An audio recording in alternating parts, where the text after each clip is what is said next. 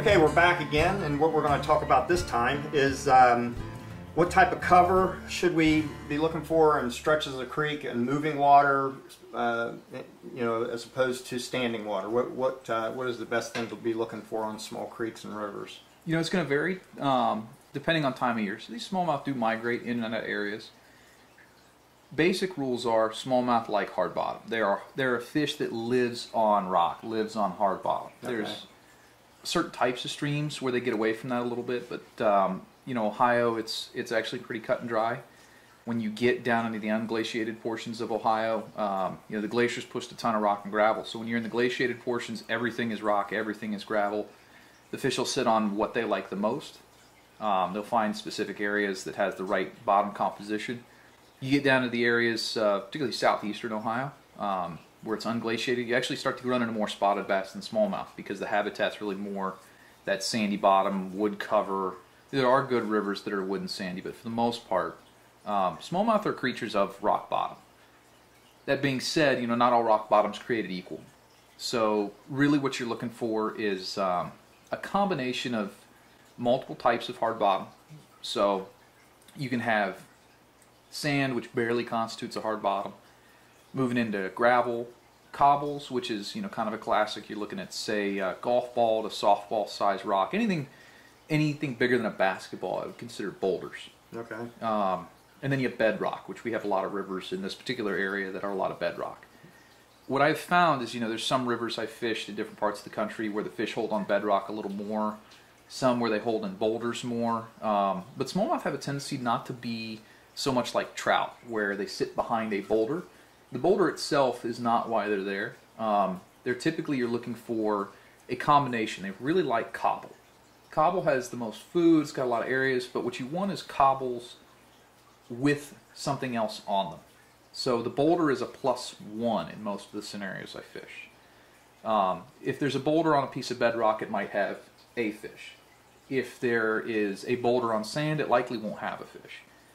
If you have a cobble flat with 4 or 5 boulders in an area, you might have 20 fish in that particular area because it's got something for them to relate to on the bottom composition that has the large quantities of their food. Okay. So once you get your hard bottom, which in some rivers is 10% of the habitat, some rivers it's 95% of the habitat. Once you identify the right kind of hard bottom, then you start to look at where is it located within the pool structure. So generally, you know, you're looking at the classic riffle, pool, and then the tail out of the pool. The riffles themselves are what most people tend to focus on. So classically for smallmouth, you know, we take a crayfish pattern, we go into a riffle and we look for a boulder and riffle and throw behind the boulder. And I think a lot of that stems from the fact that we started as trout fishermen and fly fishing and moved to smallmouth bass, largemouth bass, moved to a lot of other species, so we took a lot of those trout habits with us. And there are certain rivers in the country that I've found where that works very well, but most of the ones I've fished, your riffle habitat, in the summer at least, tends not to be where those big smallmouth live. So if you're looking to catch a whole bunch of 4 to 9 inch long smallmouth, which is a lot of the smallmouth in a lot of the rivers, right, they tend to spend a lot more time in that riffle habitat. Your large fish tend to spend most of the time in the pool habitat. So pools are where it gets really interesting because, you know, you look at some of these big pools that we catch a lot of fish out of, you would identify as catfish water right off the bat. But then you break down the pool into what is the bottom composition within the pool, does it have current, that kind of thing. Once you find hard bottom in a long pool, most of these rivers aren't nearly as deep as people think they are. They go, right, oh, there's a 15-foot deep hole over there, you get a boat over it, it's 6 right in the deep spot. Most of it's a big 3 or 4 foot deep flat. So the smallmouth will cruise those areas and sit in these long pools. You know, there's a ton of bait fish in those pools. Just loads of shiners. Some of the rivers around here get seasonal migrations of gizzard shad coming up out of the larger systems. And those big fish will often cruise those pool habitats. They don't have to work hard. They kind of own the territory, and they cruise hunting those shiners. So you identify those areas within the pools where they'll cruise, and then you will get fish related to wood, particularly in late summer and fall. I see more fish relating to wood. That is often still over a hard bottom, but as they transition to cooler water holding areas, they start to look for those deeper pools, and they'll associate with wood more. Doesn't mean they won't associate with wood the rest of the year, it's just generally not as critical as having that rock bottom.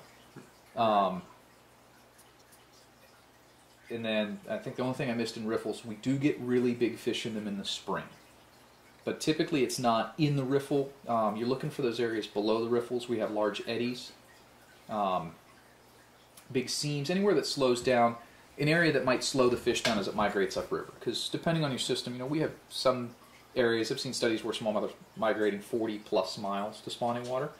Other areas I think they're migrating a half mile. Sometimes they might be in the same pool, depending on the size of the system. But in most of the systems around here where we get big smallmouth, you see a pretty good seasonal migration in pre-spawn, April, and especially, then the water's typically high. You get a lot of those big fish that get into these big eddies in the spring. That's about the only time I focus on those areas. The other area worth mentioning is the one that took me the longest time to gain a ton of confidence in, which is these big, flat tailouts. Behind the pool, some tailouts are 3 feet long. Pool stays deep all the way to the following riffle, and you get a V in the bottom. And then some of them you get these 100, 200, 300 foot long flats that are very shallow, typically gravel cobble bottoms. They have the right bottom composition, but very shallow. They seem featureless. There's moderate current, and it's above the riffle. And they've really become key areas for us. Late summer, midsummer, anytime it's hot, those big fish get back there to eat shiners. And the joke is it'll be the middle of the day. It'll be 90 degrees, flat, calm, bright, sunny, clear water, and you float down the river and you start spooking these 16, 18, 20-inch fish out of 10 inches of water in the back. It's kind of frustrating, long run, to keep seeing that. But once you gain confidence in fishing those areas that are a little difficult to fish, they require some long casts. But those tailouts are really, really critical. I learned that lesson early because my dad would always fish all the way to the very back, right into the V where the water would actually go into the next riffle, and always was pulling fish out of them. It just took a lot of faith in what's going on with those fish to blindly cover these big shallow areas. But they go back there with one thing in mind, and that's to eat. I think most of the time when you catch them, when you're not focused on those areas, it's because you look back and you see shiners fleeing for their lives in every direction, and you go, okay, I'll throw back there. But a lot of times, once you see that once or twice, it should be telling you those fish are back there feeding. Okay, all right. Well, that was a pretty educational thing, because there's a couple things you brought up that I didn't even think about as far as the cobblestones and that sort of thing. When we're talking cobblestones in these stretches, could it be that the smallmouth are cruising these areas because of the cobblestones that would hold small foods for the shad and the small minnows that they're eating in that area, and that's why the smallmouth are there? Or would it be, what's the reason for the cobblestones attracting the smallmouth? I think a big part of it has to do with that's where a lot of their food lives. You're going to find small insects, crayfish, darters, mad toms, some of our streams sculpin. You've got a lot of different shiner species that actually live in the rocks. You've got other shiner species that live in that area because they have a lot of they've got a lot of little microorganisms they're feeding over those rocks. Mm-hmm. And it gives smallmouth something to relate to. If you see smallmouth on a sand flat, they stick out like a sore thumb. But if you see smallmouth over rock, they blend in quite well. So every fish has preferred habitat. If you look at certain species of fish, freshwater drum, which we see around here, it's kind of amazing. You'll float over these big flats and you won't see any, and all of a sudden you'll see an area that's about 50% sand with some mixed in cobble and rock. Guaranteed there'll be a half dozen drum in it every single time you float over that. It's really amazing how specific they'll get. You'll get into microhabitat for certain species of fish, going way down in size. Mm-hmm. You'll get into darters, and they actually have some habitat preferences that go into exact diameters of rock, exact current speed, that kind of stuff, where you can literally move 20 feet in a riffle and get a completely different subset of species.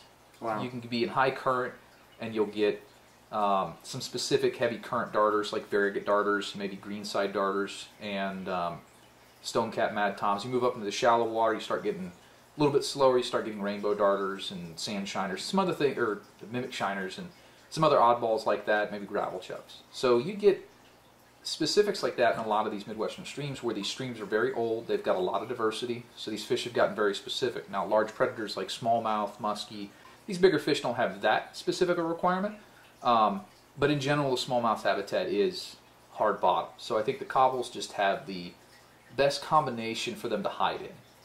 Or, typically, again, it's not just straight cobble flats, we catch a lot of them in those. They want something else on it to relate to, but that's their food, they'll cruise them. In fact, I watch Small streams like the one down the road, you can go in the summertime, and I've watched, I've many times sat and simply watched one large smallmouth cruise a 20 or 30 foot area back and forth and go from a stick and then cruise over an area and go to a boulder and then cruise over and sit in a corner where there's a little shelf and then cruise back to the stick, and just kind of have this route that they'll cruise back and forth. Really big smallmouth tend to have a bigger area. They might be in a large pool, and many times, they won't be related to the rocks on the bottom. It might be 6 feet of water. They're still over top of rocks, but they'll be a foot down, just slowly cruising, looking for these shiners, even sitting still, almost like a gar, just waiting. And then something moves 20 feet away, and they go investigate. But they do tend to, focus on those rock areas. There's always exceptions to the rule. There's no exact wrong or right answer. But you've got to, you're looking at your probabilities. The probabilities are much higher to find good numbers of active smallmouth on a copper bottom. Okay. All right. Well, if we can get into a couple other things here soon, but I think that pretty well covers the topic of this this video. And we'll go ahead and get into a couple other things so we kind of separate this out so we don't make it one great big old long video. That's the reason why we're doing this. So this is Mike. Until the next video, we'll see you later.